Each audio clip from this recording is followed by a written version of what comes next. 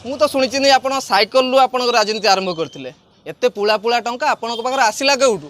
ଭଦ୍ରକବାସୀକୁ ସଚେତନ କରିବାକୁ ଚାହୁଁଛି, ଯେତେବେଳେ ବିଜେଡ଼ିର କର୍ମୀ ଓ ନେତାମାନେ ଆପଣମାନଙ୍କୁ ଭୋଟ ଭିକ୍ଷା କରିବାକୁ ଆସୁଛନ୍ତି, ତାଙ୍କୁ ଦୁଇଟି କ୍ୱେଶ୍ଚନ୍ ପଚାରନ୍ତୁ ଯେ ଆପଣ ତ ଏମ୍ଏଲ୍ଏ ଥିଲେ ଭଣ୍ଡାରୀପୁଖୁରରେ, 2 ଥର ଏମ୍ଏଲ୍ଏ ଥିଲେ, ତାପରେ ଆସି ଭଦ୍ରକରେ ଛିଡ଼ା ହୋଇଛନ୍ତି କ'ଣ ପାଇଁ?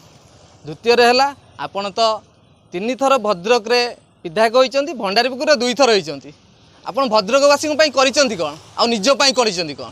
ମୁଁ ତ ଶୁଣିଛି ନି ଆପଣ ସାଇକେଲରୁ ଆପଣଙ୍କ ରାଜନୀତି ଆରମ୍ଭ କରିଥିଲେ। ଏତେ ପୁଳା ପୁଳା ଟଙ୍କା ଆପଣଙ୍କ ପାଖରେ ଆସିଲା କେଉଁଠୁ? ଏତେ ଟଙ୍କା ଆସିଲା ଯେ ଆପଣ ଇଡି ବାଲାଙ୍କ ଇଡି ଅଫିସରଙ୍କ ମୁହଁ ବି ବନ୍ଦ କରିଦେଇଛନ୍ତି।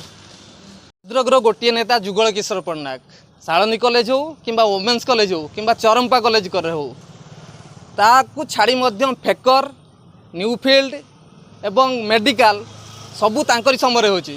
ଭଦ୍ରକ ଯଦି ପରିଚୟ ପାଇଥାଏ କେବଳ କିଶୋର ପଟ୍ଟନାୟକ ପାଇଁ ପାଇଥାଏ। ତାଙ୍କରି ପୁଅ ବୁଲୁ ପଟ୍ଟନାୟକ ସେ ଭଦ୍ରକ କଲେଜରେ ମେଡ଼ିକାଲ କରିପାରିବେ, ଭଦ୍ରକରେ ମେଡ଼ିକାଲ କରିପାରିବେ, ତାଙ୍କ ଛଡ଼ା ଆଉ କେହି କରିପାରିବେନି। ତେଣୁକରି ଭଦ୍ରକବାସୀ ନିଷ୍ପତ୍ତି ଆପଣଙ୍କର।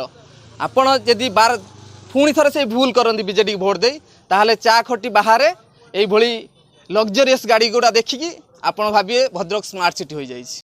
ଯେଉଁ ବରପଦା କଲେଜ ପାଇଁ ଆପଣଙ୍କୁ ଇଡି ଲାଗିଛି, ପୁଣି ଯଦି ପ୍ରଫୁଲ୍ଲ ସାମଲ ଜିତନ୍ତି, ପୁଣି ସେ ବରପଦା କଲେଜକୁ ହାତେଇବେ ଏବଂ ସେଠିକାର ଥିବା କର୍ମଚାରୀ ବାରମ୍ବାର ସେଇଭଳି ଫାଶୀ ଦେବେ, ତାଙ୍କ ଘର ସଂସାର ସେଇଭଳି ଭାବେ ଉଜୁଡ଼ିଯିବ।